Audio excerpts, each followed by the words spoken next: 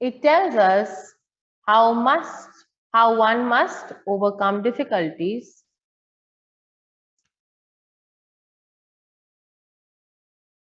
to succeed in life.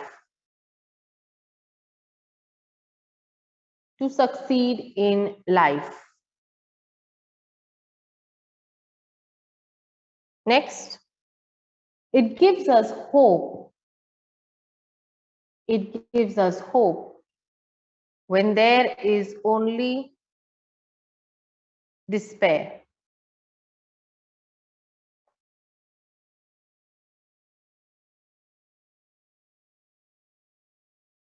It gives us hope when there is only despair.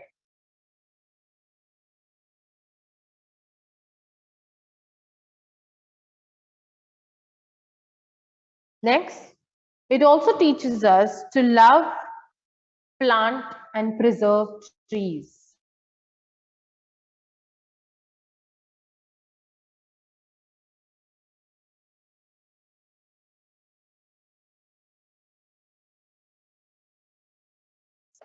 It also teaches us to love, plant, preserve trees,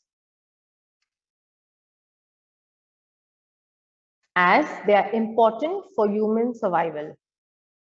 As they are important for human survival.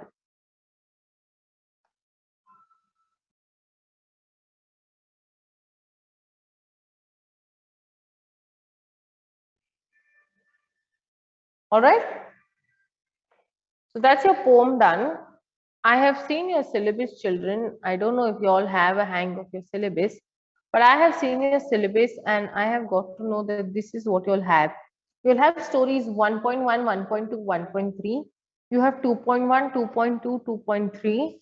Then you have a formal letter. You have interview questions, that is 3.4. You have email writing, 3.3, and you have speech writing, which is not in the text. So you have 3.3, 3.4, and 2 more writing skills. We are doing 1.2 also. We'll see how much we can finish. From what I know, we can finish. On the summit, we reached the top by Tenzing Norgay. All right, page number 16 is what you need to open. Page 16. I don't know if you've heard of Tenzing Norgay, but Tenzing Norgay was someone who climbed the Mount Everest. It is said that he even lost his leg climbing the Mount Everest. All right. So yeah, he's a Nepali, considered to be an Indian also because he has Indian origin with him. Let's read his introduction and then let's go to the story. Page 16, 1-6. There's not much to write here, so you can take a little break from writing, but hear me.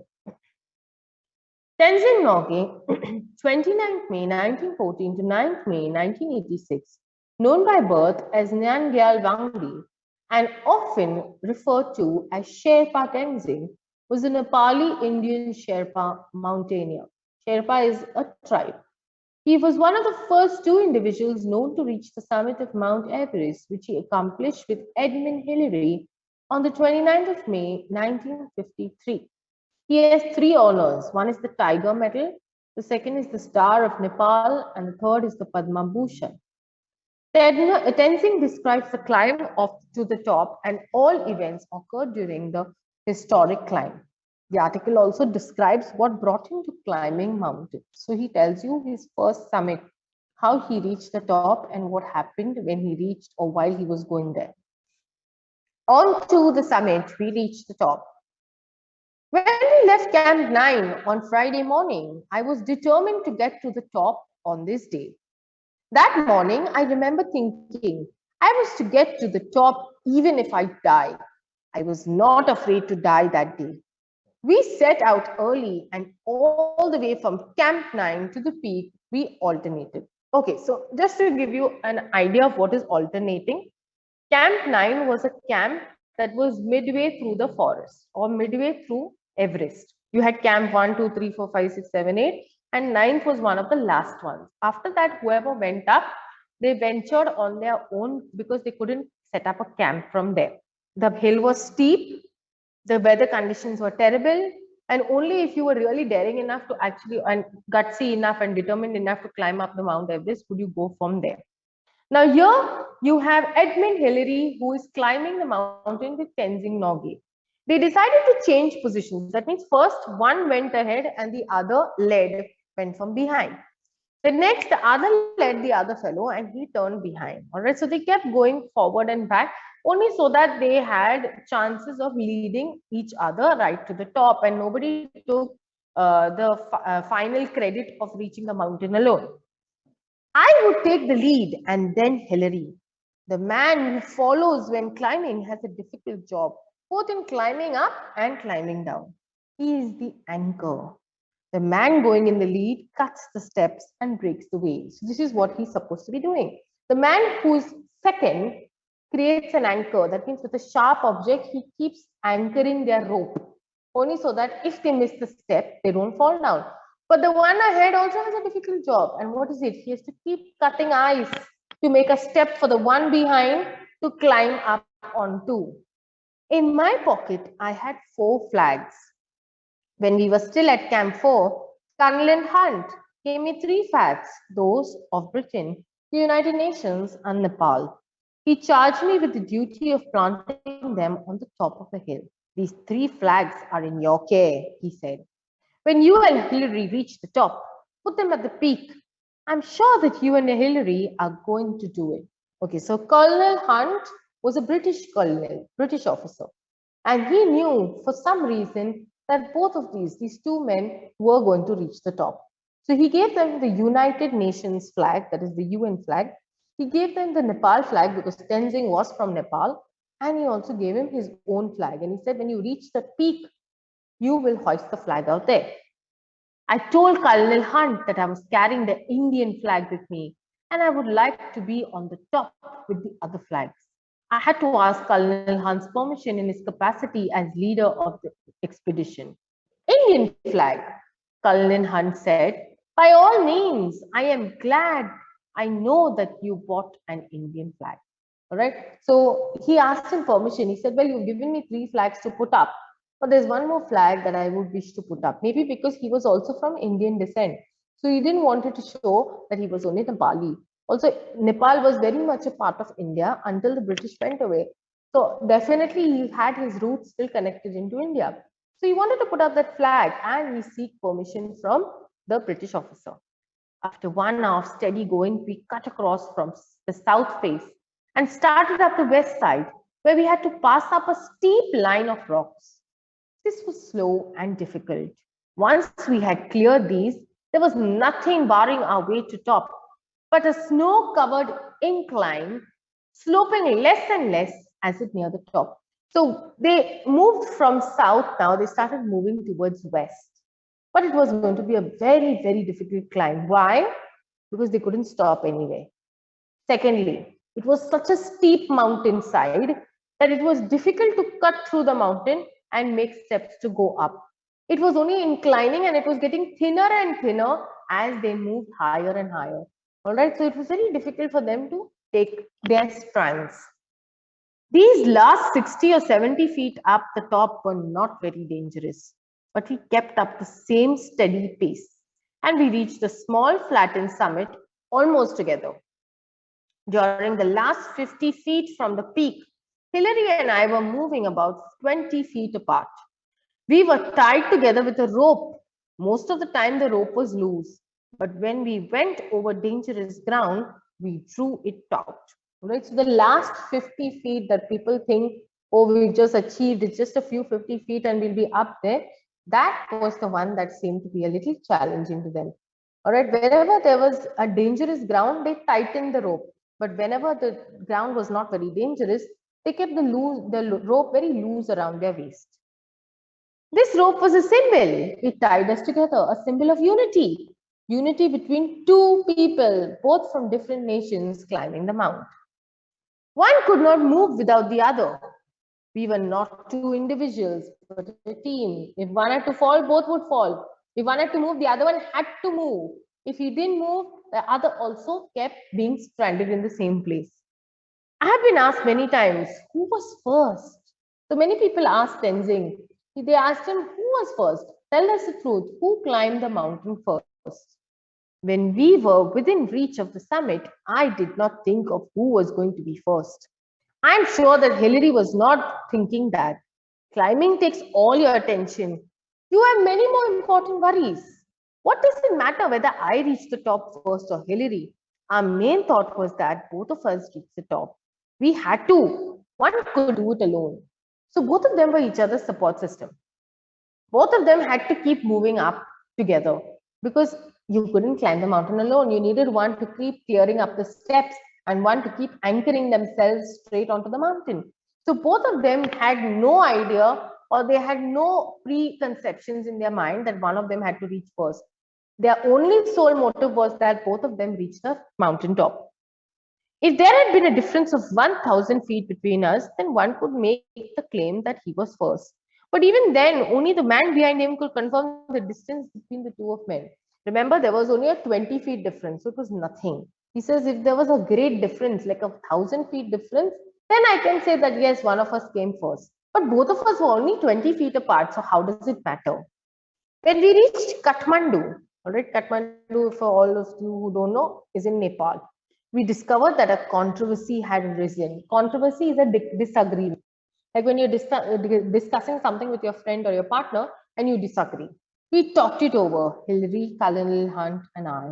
We agreed that all the talk was childish. Okay, so when they had this disagreement and this fight, they realized that they were being stupid. They were being absolutely childish. So they decided not to have any more conversation. So we made a pact. Pact is like an agreement. And each of us signed it in the office of the Prime Minister of Nepal. Each one signed his own statement. I have a copy of Hillary's statement, which I carry in my pocket. It reads, Kathmandu, June 22nd, 1953. All right. So they signed a pact after that little spat that they had. And let's see what it says. On May 29, Tenzing Sherpa and I left a high camp on Mount Everest for an attempt on the summit. High camp is Camp 9, the last camp, and they were now both going to the summit. As we climbed both to the south summit, first one and then the other would take a turn at leading. We crossed over the south summit and moved along the summit ridge. Ridge is a very narrow path going towards the west. We reached the summit almost together. We embraced each other, overjoyed at our success. Then I took photograph of Tenzing holding aloft flags of Great Britain, Nepal, the United Nations, and India. Signed, E.P. Hillary. So what was the whole pact about? The pact was that both of them left their camp on the 29th May. They climbed up towards the south summit. Then they moved towards their narrow ridge towards the west. And when they reached the top, after, of course, constantly distancing and constantly changing positions, that's when they reached the summit and hoisted the 4 flags. There is another paper like this in English, signed by me. Thus, we will not take part in any controversy. As the statement says, Hillary and I embraced when we reached the top. So they hugged each other. They gave a damn about what their differences were. They gave a damn about what different religions or what different nationalities they were. They hugged each other because they had accomplished the impossible. We did as well our bulky equipment would let us. Right? Remember, they were climbing the summit. They didn't know how long it was going to take. They had to carry food. They had to carry equipment to, as a mountaineer. They had to carry, maybe their clothes also were so heavy because it was shivering cold. I remember saying to him, we have done it, but we couldn't hear. We had our oxygen mask on. That means it was at such a high altitude that they couldn't even breathe. I think you'll all know how it works. The higher the altitude, the lower the pressure. Sorry, the lower the temperature, the higher the pressure. And when pressure is high, the capacity of oxygen in the air automatically decreases, which is why it was impossible to climb the Mount Everest, not because nobody could climb it, but because it was not possible to carry the oxygen tank on your back, the equipment, the cold wear, the winter wear, and food maybe and water all the way up to the top. His first thought. My first thought on reaching the top was a sense of gratitude to God. He was thankful to God for being alive. And after having failed 6 times, He has blessed me with fulfillment of this desire I had held so long. So 6 times he tried to climb Mount Everest, and all 6 times he failed. It was the 7th time that he passed. Can you imagine? I think we in the first or the second time only would have said, forget it, why are we going to even try this? But this man tried for 6 times, and on the 7th time he was successful. I placed on the summit the offerings to God that I had carried with me. This is in accord with my religion. Okay, so he, being an utmost Buddhist, believed in offering God something as a form of gratitude for giving him what he long desired. So he had carried quite a few things in his bag to place up to the summit as a thank you to God. Both my wife and I are Buddhist. I could not kneel because of my clothes and equipment, but I offered a silent prayer in my heart. My offerings were biscuits, candy, and a little blue pencil. My youngest daughter Nima had given me the pencil before I left home. She asked me to put it on the top of the mountain as her offering. All right, so food stuff and of course pencil because of his daughter. It was an ordinary blue pencil, not even a long one, but it was one of her prized possessions. So she gave her father her favorite pencil to hoist up onto that mountain. As I put it down, I pointed it out to Hillary. He gave me a big smile, showing that he understood. So he never told Hillary that it was from his daughter because Hillary would not hear him. He had a big oxygen mask over him. However, Hillary smiled at him because he knew exactly why he had put that pencil. Then I got out the flags, which I had on piece of string about 4 feet long. I fastened one end to my eyesight, and Hillary took pictures as I held it up. As I had to bring my eyesight down with me, I buried one end of the string in the ice on the top and the other in snow on the slope down below. When we left, they were lying flat against the summit. So till he could hold them up high, he could. However, he needed his axe to pave his way downstairs. So what did he do? He took those 4 flags that were fastened on a string and he dug them into the ground. As he kept coming down, he saw that the flags were lying flat onto the summit, onto that point. I was very thirsty. I took out a water tumbler for a drink, but found the water in the metal container had frozen, so I couldn't quench my thirst. Imagine climbing a mountain, of course, he's thirsty. All right, but to his bad luck, he never had even a sip of water to drink. I ate some biscuits and offered some to Hillary. I was wearing a red scarf, which my great friend Lambert, leader of the 1952 Swiss expedition, had given me last year. It was just a year ago on May 28th when we were standing at 28,250 feet that he gave me the scarf. So they had gone to the Swiss Alpines. That's the Swiss expedition. They had climbed up the Swiss Alpines, and his very close friend Lambert, who climbed up with him, gave him the scarf. So in memory of that friendship, he put on the scarf and went on for this expedition. I wore it all the way up the mountain from Darjeeling. As I stood at the top, I remembered him and felt that he was with me. I felt absolutely fit at the summit. My mind was absolutely clear. I didn't feel tired. I felt exhilarated. Exhilarated is to be extremely happy. It was a very clear sensation. So he felt a sense of achievement. He should have been tired, but he was not tired. He felt good about himself. He felt clear in his thoughts. He felt like everything that he needed was right there with him on the summit. Below, all the hills and mountains looked like gods and goddesses to me. So he felt like as if he was on top of the world because he was on the highest mountain, and every single mountain below him looked like little gods and goddesses playing up in heaven because maybe he was one with the clouds. The plains below looked like so many broken pieces of map. 2 or 3 people could stand there on the roof of the world if you cut ice. So it was a peak. We all know Mount Everest is a peak. So it was not easy to stand up there. Maybe if the peak was cut a little, only 2 or 3 people could stand there. But beyond that, it was not possible. So you can imagine the plight of Tenzing standing at a peak and trying to hold himself up there while he peers into the world down. 20 or 30 feet below the top, there was enough flat square for 2 people to sleep. You could pinch one tent there, only 20 feet down, maybe 30 feet below. Just one tent could fit. That's how broad it would have got. The summit is flat on one side and steep on the other.